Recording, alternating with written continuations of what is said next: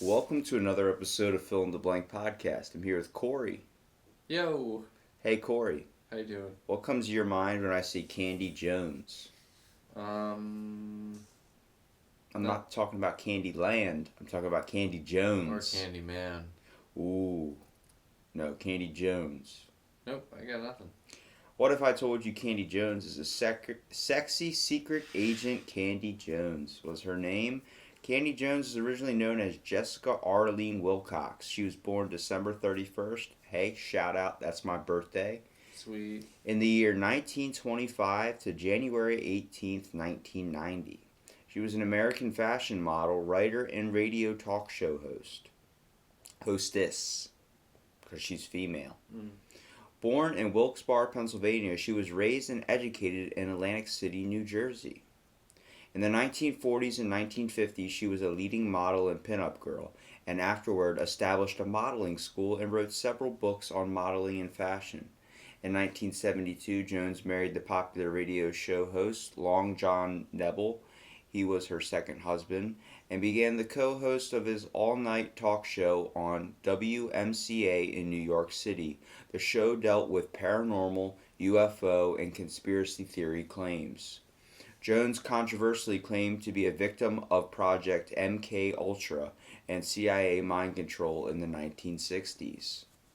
So from that takeaway, do you believe in MKUltra? I mean, we have Oh yeah. the Tons Rockefeller Commission of 1975 that it literally exposes everything that MKUltra has done. But what do you know about mind control? Mind control. Yeah.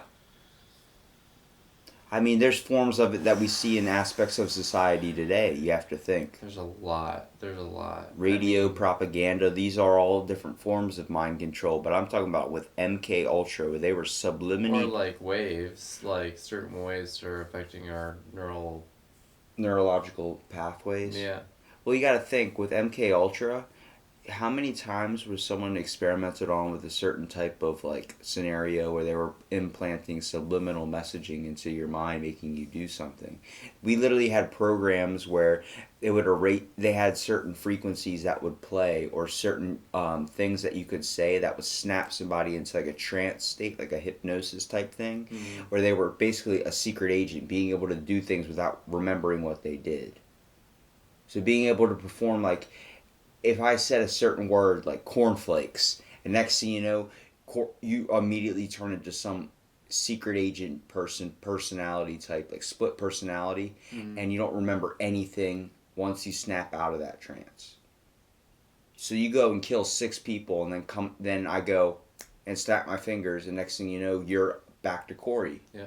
You're no longer this secret agent. Yeah. But that was with MKUltra. They did things of that sort. They created like double agent spies, which is what happened with Candy Jones. So she was left alone in the dark for hours due to family issues. This is what might have made her easily susceptible to mind control. Different various methods that we're going to talk about.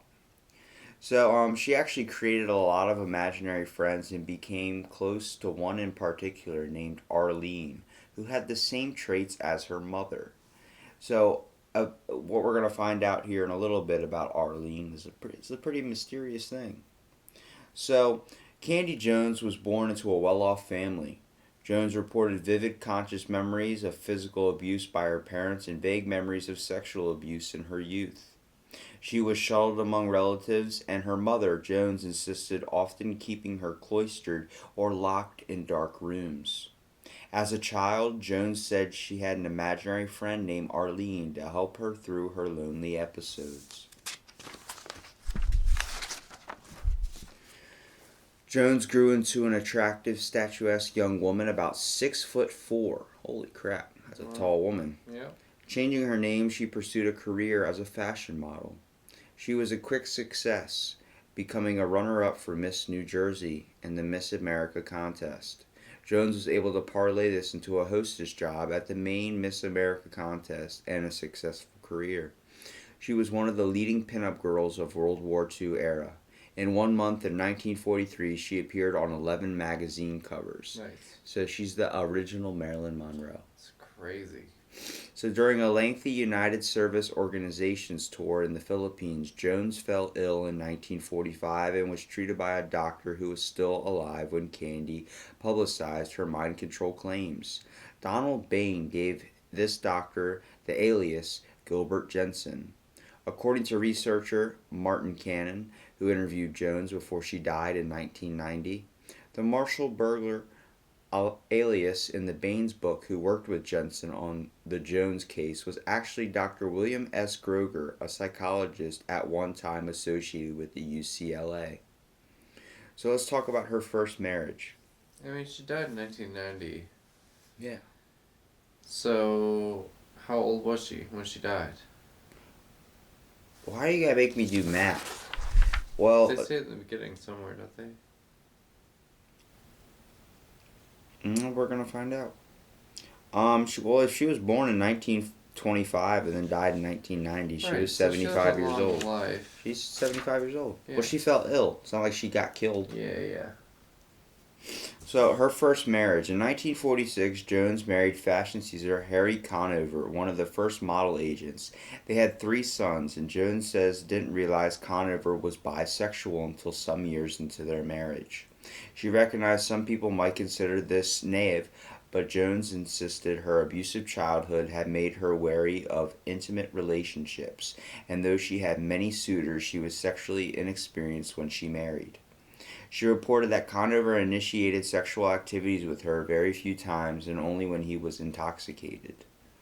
That's like if you're dating someone that's secretly gay and they don't know it and you don't even know, but like you get little subtle hints. Like, I mean, That you only see after the fact.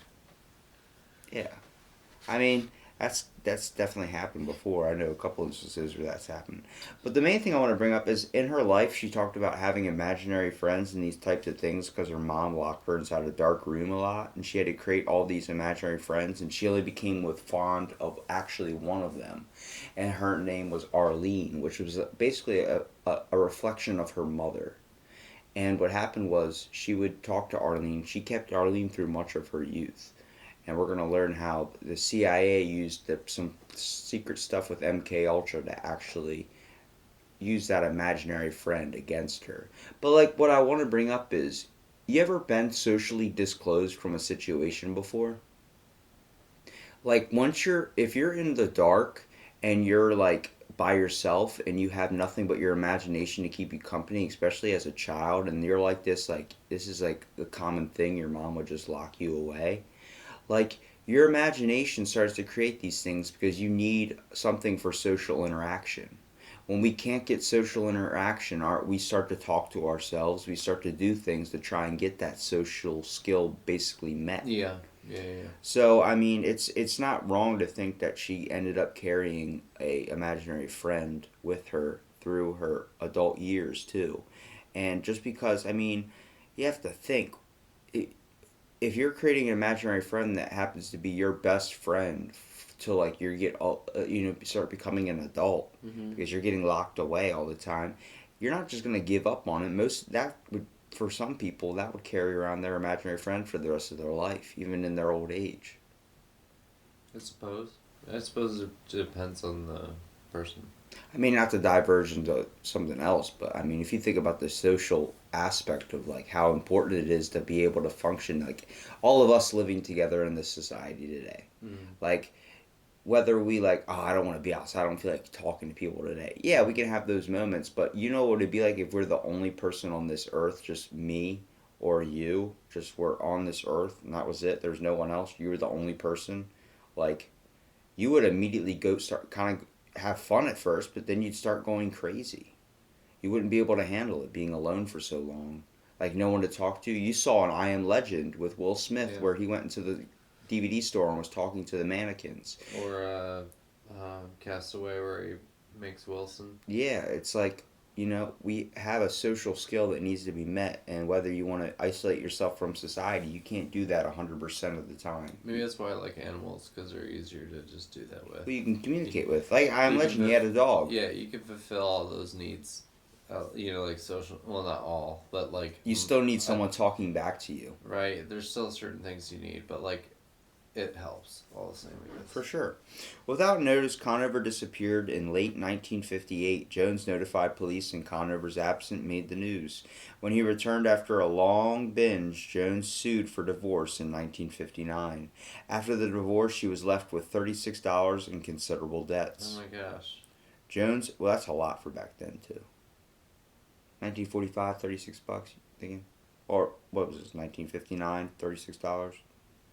Still a chunk of change, but Yeah. it's not like... Not enough to really live off of. And she had considerable debts, too.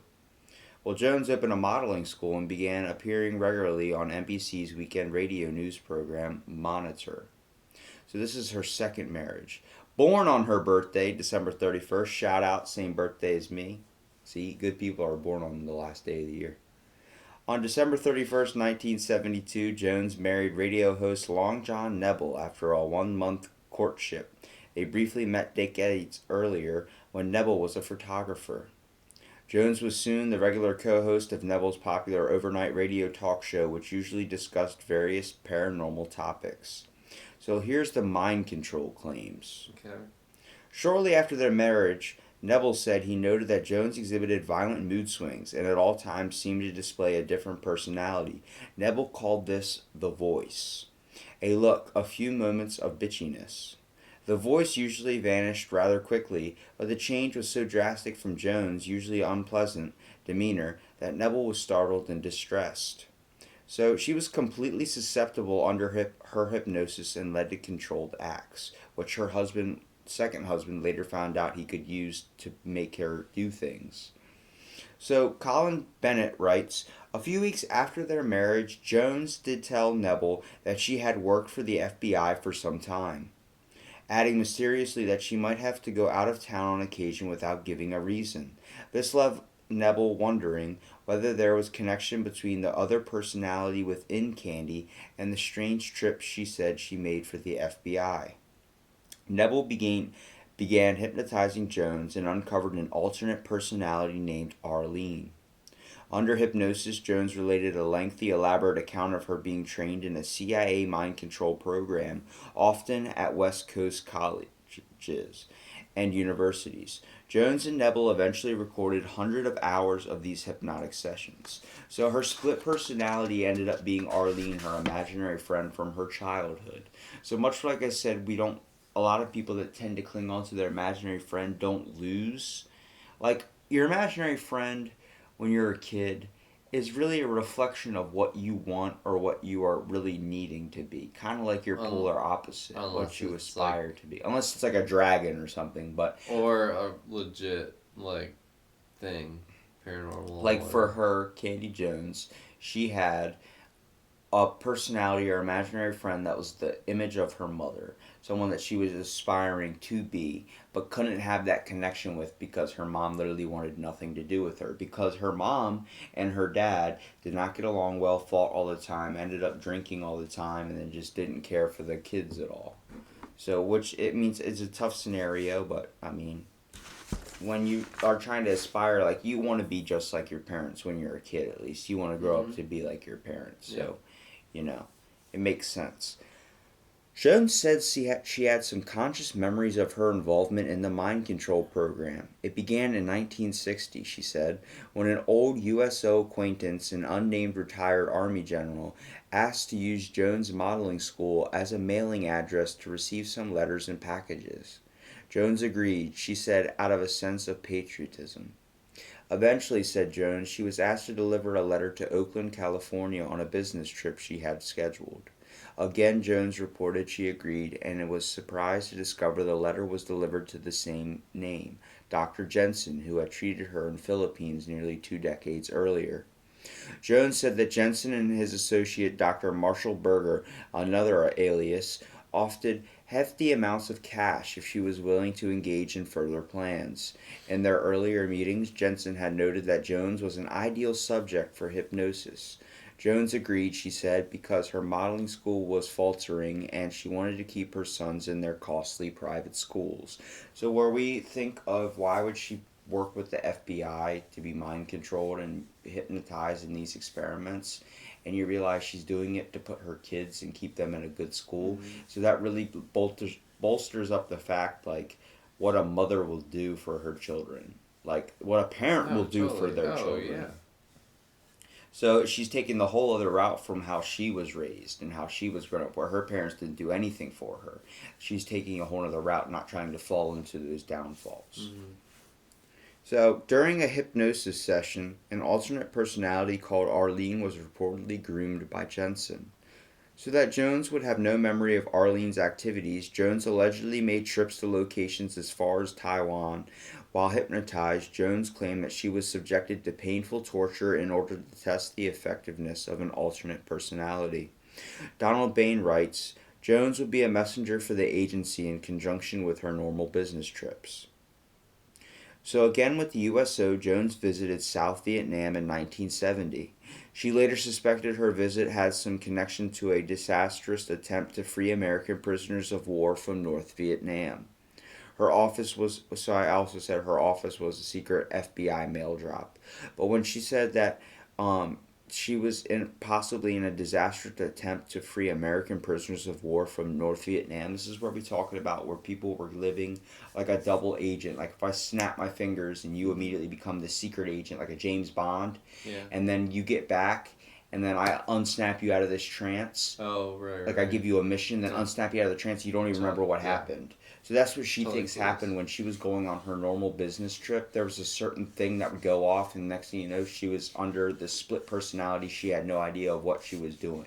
So she could see a video of herself if someone recorded it, of her killing like thousands of people. Like, oh my God, that was me? I don't remember any of that. Like sleepwalking in a way. Isn't that crazy to think that the government was working on ways to do that to people? That seems like something out of a movie, man. You just have no clue. You had no idea, and you wouldn't even remember. I mean, I would like to know if I'm getting laid on the side like James Bond. You just maybe have some blackout moment where you're like, you come to and you're like, why am I covered in blood? yeah, why, where did my 24 hours go? You know, where'd my blank amount of time go? Yeah, like that time just disappears. And imagine what the government would tell you happened, where you like be like, well, why is it the next day? What happened? I don't remember anything. Be like, you had a seizure, or you had some type of epileptic like memory thing. And next thing you know, you're like, what? And then you think you have this mental condition or something, or this psychological condition, and really you're being mind controlled, and they're literally taking hours off your life by making you perform these acts that you don't want to do. That's against your free will. Man, that's against, well, I mean, that's why we have the Geneva Convention, but still, that's got to be a human ethics problem for sure, like human rights. So, Jones and Nebel's claims were first made public in 1976 in Donald Bain's The Control of Candy Jones, published by Playboy Press. Nebel apparently accepted his wife's claims and openly discussed killing Dr. Jensen in revenge. However, Nebel was a prankster and a hoaxer of long standing, and he was not above hoaxing his radio audience, some of whom doubted the recovered memories of Candy Jones' past were genuine. Later skeptics would argue that an alleged false memory syndrome was a more plausible explanation, much like we just said, where they're saying you might have a psychological disorder, which is why you can't remember. You had a seizure. That's why you can't remember the past 24 hours. That's what people were talking about, that she had a possible memory syndrome that was making her forget instead of being mind controlled. Because when you think, how far-fetched is that? Without, like back then, I mean, come on. We have a lot of information now, but take the information from someone back then. Right. That doesn't have all these stuff, like before the Rockefeller Commission internet. where that released all that. You're like, what? That sounds like a movie, bro. Like, I'm not even interested in that. This is, yeah, right. So several years later, Jones' story gained more notice after the public disclosure of MKUltra in 1977. Bain reported that associates in Jones' modeling school asserted that Jones indeed had some puzzling absences supported business trips where little or no business seemed to be conducted. Bain also writes that another piece of evidence came forth when Candy inadvertently held onto a passport of Arlene Grant. Candy, in a dark wig and dark makeup, Jones said she had no memory of dressing in such an outfit or posing for a passport in a different name. So she took a passport picture and a dark wig and dark dress, as Arlene said on the passport, was her split personality, but she had no recollection of it. Do you believe it? I do. I honestly You don't really believe do. it's like a lie? With all the information that's came out, I believe that there was a form of it. Because what would she gain from having all this? Fame. She was already famous. More fame. She was already just trying to get her family through school. Or not, yeah, get her sons through school. I just don't see it. I don't see a mother older age that's been a hot model. Or maybe it's like the Pam Anderson thing. You know, where she was like really, really hot and started getting plastic surgery in her older age to try and keep the hotness. Like, if You don't think she's hot anymore? why? I mean, I don't know. I haven't really. She looks pretty older, to be honest with you. Everything's kind of sagging down. You should. But You it's should like Kim look her up, Kardashian. dude. Listen, like somebody that lives off their looks and is known for their looks their whole life. Like once they get older and they're not known as the looker anymore, you know, another girl pushes them out of the spotlight. It's like, but you have to capitalize real quick. Yeah, it's like then what else do you have once you get older and it fades away? Because looks do fade. Do they? I think so. No, I don't know. I was just. What do you mean? I mean, the Earth's fading, and that's the most beautiful thing of all. Sarcastic, yeah. Totally. So, Bain also claimed that a tape-recorded message on an answering machine was left on Jones and Nebel's home telephone number on July 3rd, 1973. The voicemail said this: "This is Japan Airlines calling on 03 July at 4:10 p.m.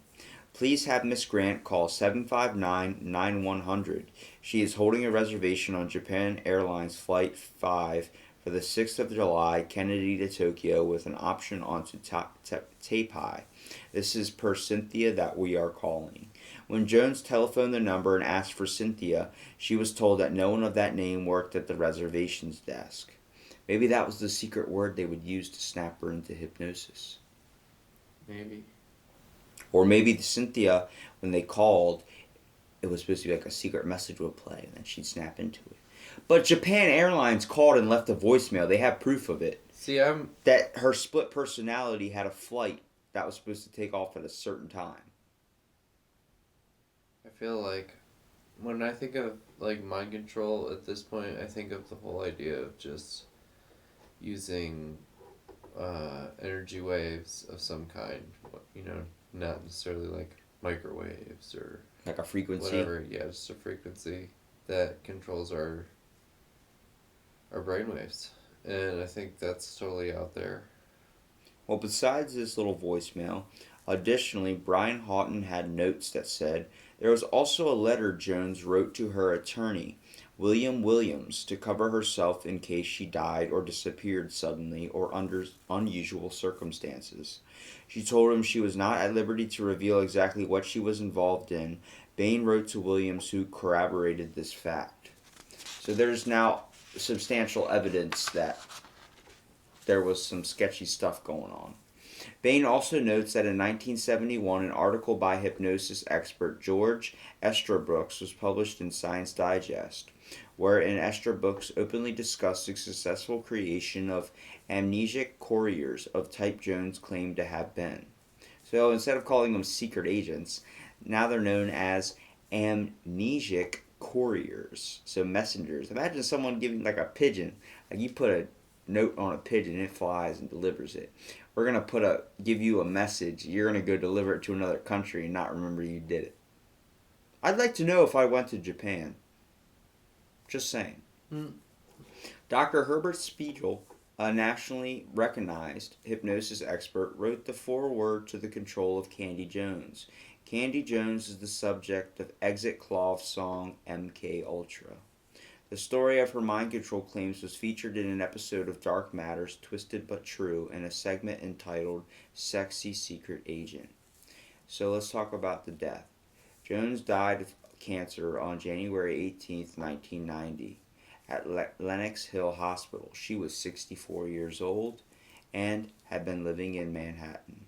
She wrote a letter to the attorney before she died, discussing that even after she had passed, to not disclose any of the information unless the FBI says to. And that was to her attorney. So what's your overall take from MK Ultra? I mean, the information she had was leaked for evidence under the Rockefeller Commission in 1974 to expose MK Ultra.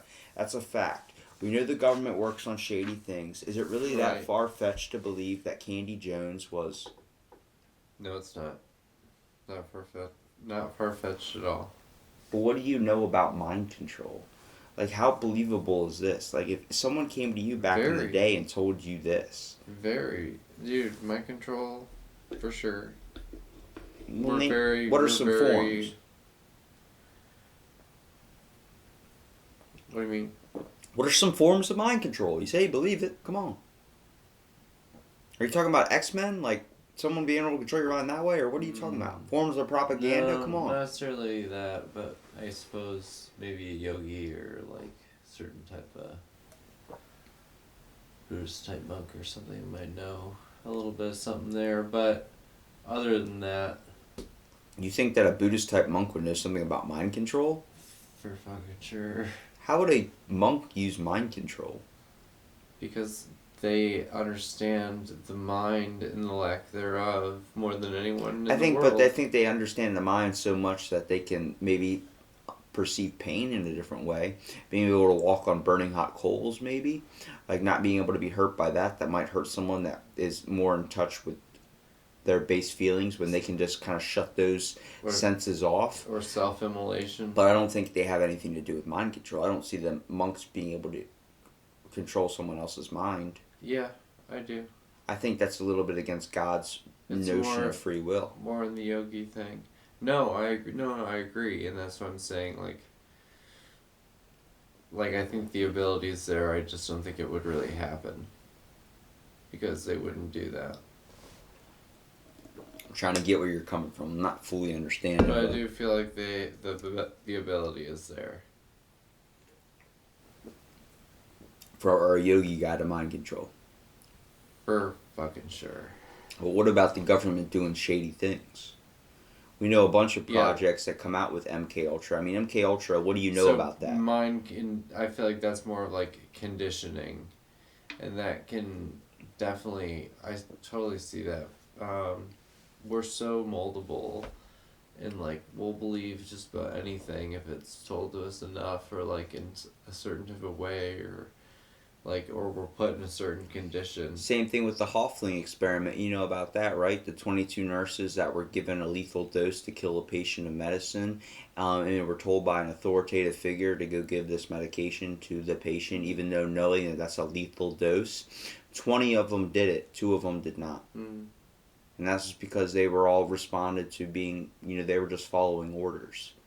We're easily moldable and we're easily followers. Yeah. Which is a good thing where I think people need to go and try and be their own leader. Try and set your own path. You can't live your life on the basis of someone else's life. You can't be like, oh, well, they're doing that, so I'm going to do that. And it's like, no, you need to live your own life. You have your own path you need to walk. And it really gets shady when the government tries to control that and take that away from you. So the main thing is, like, people say that children are like Play-Doh. They're very moldable. Even adults are like that too.